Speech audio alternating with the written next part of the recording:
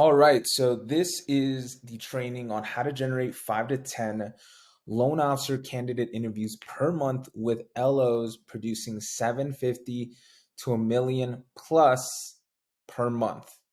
That's right, at least 750 million or more in production per month. So I'm going to start off with the most common mistakes that most branch managers are making when recruiting, and this is from, I would say, we're now close to 7 years of doing this. So we've seen quite a bit of different clients and the different mistakes and all the things that they're doing right. So I want to share with you, just from our years of experience, what are the common mistakes where branch managers tend to go wrong when it comes to recruiting. And this is for those that are looking to bring on a sizable amount of uh, of loan officers. Now, if you're only looking to bring on one or two, this might not be as applicable for you. Relying on word of mouth might be something that might work if you're just looking to get one, maybe two loan officers.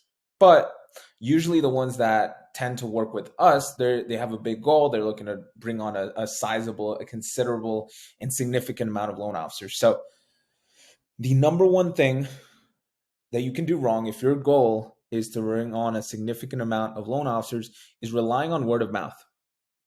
And the reason why is that you're just not going to have the consistency and predictability that you need in order to onboard as many loan officers as possible, right? Even if your goal is five, once you're past one or two loan officers, I mean, there's only certain amount of times that you can reach out to your sphere of influence before you tap out that sphere of influence.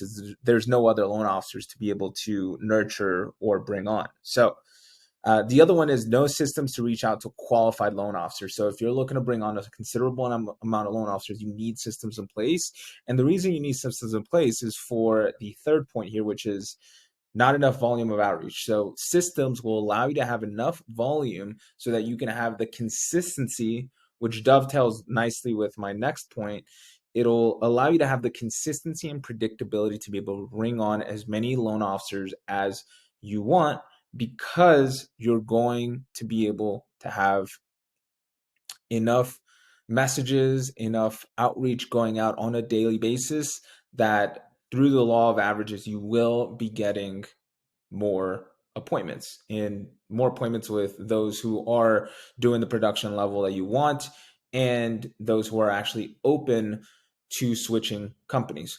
Second one is commoditized messaging, right? They don't have something that is unique, not rather unique, but they struggle because all the ones that we work with, I mean, they have something unique and they have a value proposition. It's just that they struggle to properly convey that in a way that's actually going to garner interest. So just once again, all the companies we have, they have the unique value propositions, but the thing that they struggle with is really having the right messaging that will actually resonate with the type of loan officers. Because if your messaging is off, you will attract the wrong type of loan officers, right? If you focus too much on things that producing loan officers aren't looking for, then you'll only attract newer loan officers, or you won't get the right type of loan officers, right? So we have to focus on the portions of your value proposition, the 1 or 2 points that actually will bring the type of loan officers that you want. And this makes a big, big difference, especially when you have volume going out. You need to have the right messaging, or the type of loan officers, branch managers that you want to onboard are not going to even be interested because of how we're conveying and positioning our offer and value proposition. The other one is procrastination. And hey, I get it. You're busy. You've got a lot of stuff going on. So it's very easy to put this aside or not put as much time into it. And so that's where you need someone that will be able to do that for you, whether you're outsourcing that to a company like us, or if you have someone who's full-time just taking care of the recruiting for you. There's something like this. When you have a big goal and you want to bring on a sizable amount of loan officers, you need something like this in place. It's a non-negotiable. Next up, prospecting foundation. So this is the foundations that you need in order to make it happen. This is from, again, years of experience. We've dialed in exactly what are the components that any branch or mortgage company can use, that if they were to put this in place, it would be almost near impossible for them not to grow their business. And so the first one is prospecting.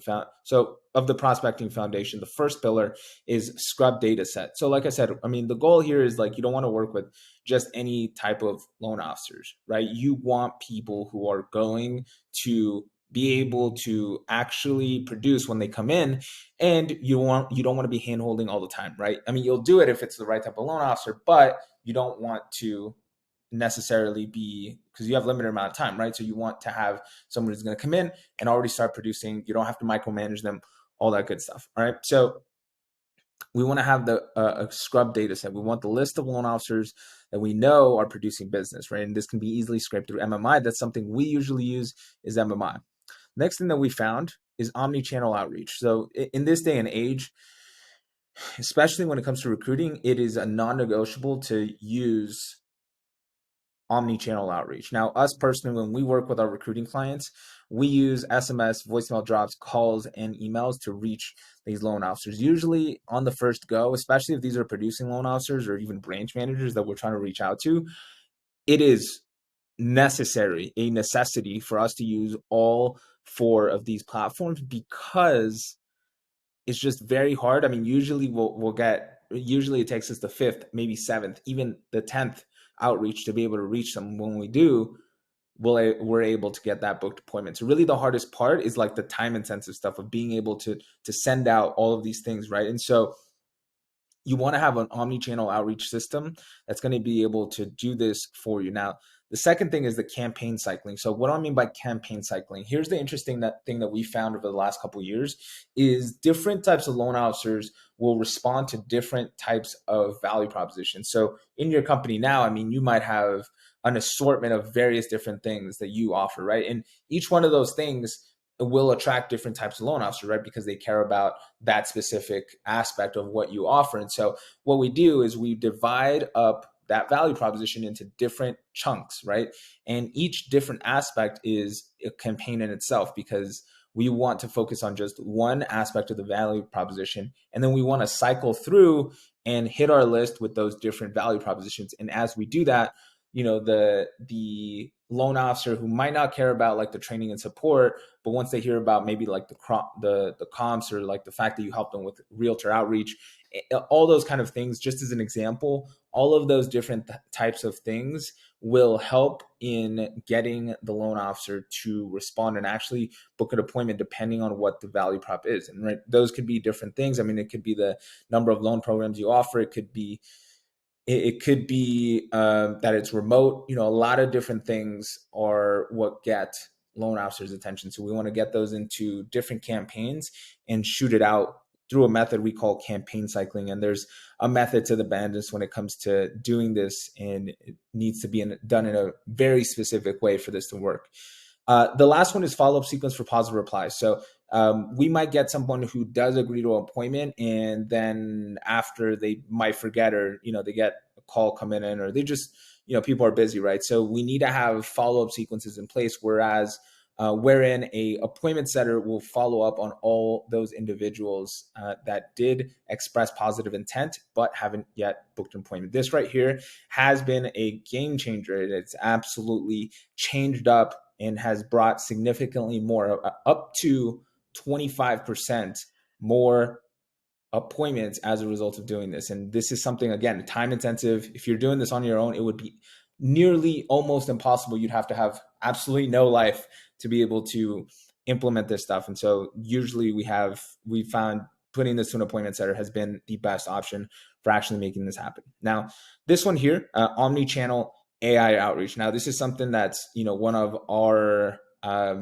recent, as of like the last year and a half that we've been implementing, it has been the most effective for reaching out to the harder to reach and higher producing loan officers. Usually it takes a little bit more personalization in your outreach for being able to reach out to and actually get appointments with those branch managers. And if if you decide to book a call with us, you know, I will go ahead and actually show you an example of what that looks like in real time. Again, this is one of our I guess if you want to call it quote unquote secrets, but it is something that it's not too widely used at all. And as far as I know, we're one of the few, and probably even the only the marketing company in the mortgage industry that is currently using this right now. So if you decide to book a call, I will personally show you what we use for our personalized outreach for making this happen. But it involves using AI video to actually reach out to these individuals, and it gets an insane,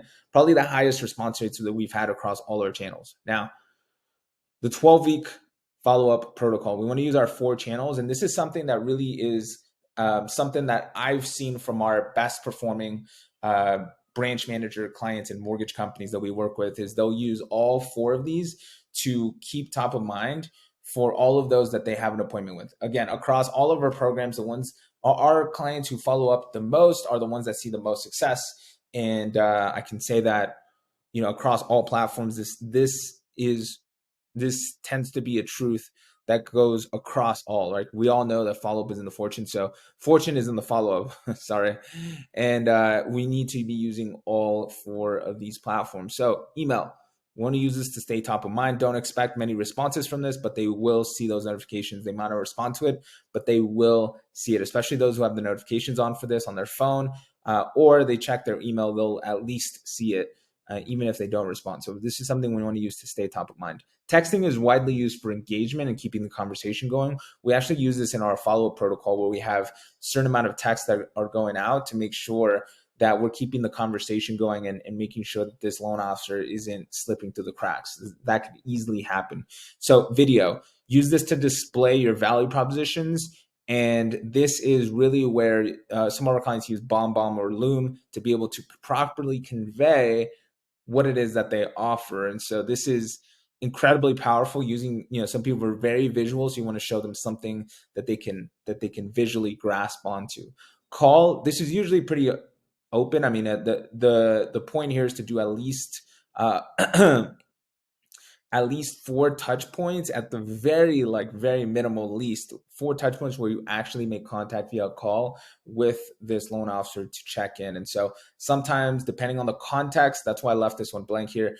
Depending on the context, it might require more calls, it might require less calls. You might need several follow-up calls. So really, it just depends on the context here, but call is one of the most powerful ones to really get the deal actually moving forward and have the loan officer onboarded. Now, the last one here is seamless onboarding. So this comes down to SOPs, the ramp up cycle, and indoctrination sequence. So SOPs, what are SOPs? Standard operating procedures. I use this inside of my company. It's been an absolute game changer.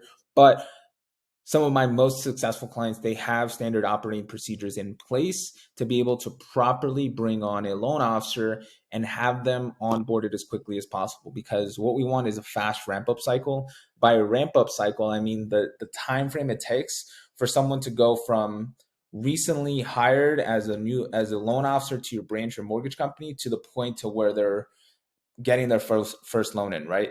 We want to shorten that time period as much as possible so that they are able to produce as fast as possible, right? The single biggest thing that will be a deal killer here is not having proper onboarding, because that will absolutely make sure that you, how can I say this? That it will absolutely make sure that you repel any A players. A players usually want good operations in place, good systems. They want to make sure that they are in a company that has their stuff together. And so a fast ramp up cycle is very important. Indoctrination sequence. You want to make sure that this person is a culture fit. You want to make sure that they understand your mission, values, all that kind of stuff for the company so that they understand what kind of behaviors and performance levels are acceptable and not acceptable. Very important. This is something very subtle, but I've seen this to be almost always implemented in some of our top performing mortgage companies. They almost always have some sort of indoctrination sequence, some sort of training where they properly set expectations with the loan officer, what's expected about the company so that they understand from the get-go how they should be performing, what is expected of them, what kind of key performance indicators they need to be hitting, and what are the daily tasks that need to happen on a day-to-day basis in order for them to see success. Very, very important. This is something that I see a lot of mortgage companies miss out on. And so if you have all of these in place, it'll be very, very hard for you not to onboard a significant amount of loan officers by the end of 1 year. And so the only thing that would really prevent you from, let's say, bringing on 20 as compared to 50 loan officers would be just the amount of outreach that you have, how fast your ramp up process is, and those would be the two biggest levers that happen. And so this is where we focus here, is really making sure we have enough outreach and really putting fuel on the fire to make sure that all of the entire system is running on all cylinders, and we're able to get at the very least 5 to 10 loan officer candidate interviews per month with LOs that are producing at least 750 to a million or more plus per month. So if you have any questions, please feel free to reach out. And if you would like for us to show you exactly what we're doing to utilize AI and utilizing omni-channel outreach, then just reach out to me. You can respond back so that I can hop on a call, and I'd be happy to show you what we're doing, what we found works, just working with many mortgage companies. Some of them probably are your competitors, and doing the recruiting for them and getting them as many loan officer interviews per month.